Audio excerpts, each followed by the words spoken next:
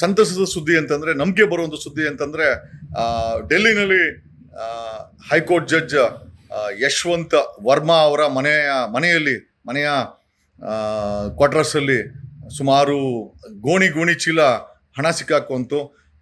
ಏನೂ ಆಗಲಿಲ್ಲ ಅಂತ ನಾವೆಲ್ಲ ಅದನ್ನ I think supreme court internal committee ಅದನ್ನ ತನಿಖೆ ಮಾಡ್ತಾ ಇತ್ತು. ತನಿಖೆಯಿಂದ ಈಗ ಸ್ಪಷ್ಟವಾಗಿದೆ, ಎಸ್ ಅವರ ಮೇಲೆ ಇದ್ದಂಥ ಆರೋಪವನ್ನ ಸಿಂಧು ಮಾಡಿ ಅವ್ರ ಮೇಲೆ ತನಿಖೆ ಆಗಬೇಕು, ರಾಜೀನಾಮೆ ಕೊಡು ಅಂತ ಹೇಳಿದೆ. ಸೊ ಒಬ್ಬ ಹೈಕೋರ್ಟ್ ಜಡ್ಜ್ ಮನೆಯಲ್ಲಿ, ಡೆಲ್ಲಿ ಹೈಕೋರ್ಟ್ ಜಡ್ಜ್ ಮನೆಯಲ್ಲಿ ಇಷ್ಟು ಮೂಟೆ ಹಣ ಸಿಕ್ಕಾಕೊಂಡಾಗ ಎಲ್ಲೋ ಒಂದು ಕಡೆ ಜನಸಾಮಾನ್ಯರಿಗೆ ಆತಂಕ ಇತ್ತು. ಇವತ್ತು ಮನೆಯ ಸುಪ್ರೀಂ ಕೋರ್ಟ್ ಅವರು ರಾಜೀನಾಮೆ ಕೊಡಿ, ಇಲ್ಲ ನಿಮ್ಮ ಮೇಲೆ ಕ್ರಮ ನಾವೇ ತಗೊಳ್ತೀವಿ ಅಂತ ಹೇಳಿ ಒಂದು ಸ್ಪಷ್ಟ ಸಂದೇಶವನ್ನು ಕೊಟ್ಟಿದೆ.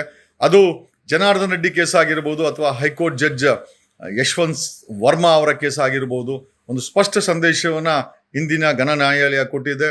ಸಾರ್ವಜನಿಕರಿಗೆ ನ್ಯಾಯಾಲಯಗಳ ಮೇಲೆ ಇನ್ನೂ ಹೆಚ್ಚಿನ ನಂಬಿಕೆಯನ್ನ ಹುಟ್ಟಿಸಿದೆ ಅಂತ ಹೇಳುತ್ತಾ, ಐ ಥಿಂಕ್ ಭ್ರಷ್ಟರು ಯಾರೇ ಆಗಿದ್ರು ಅವರು ಜೈಲಿಗೆ ಹೋಗ್ಲೇಬೇಕು. ಮುಂದಿನ ದಿನಗಳಲ್ಲಿ ಸಾಕಷ್ಟು ಭ್ರಷ್ಟ ರಾಜಕಾರಣಿಗಳು ಜೈಲಿಗೆ ಹೋಗುವಂತ ಸಮಯ ಇದೆ ಅಂತ ಹೇಳುತ್ತಾ ನಾನು 2 ಮಾತುಗಳನ್ನು ಮುಗಿಸ್ತೀನಿ. Have a nice day. Thank you.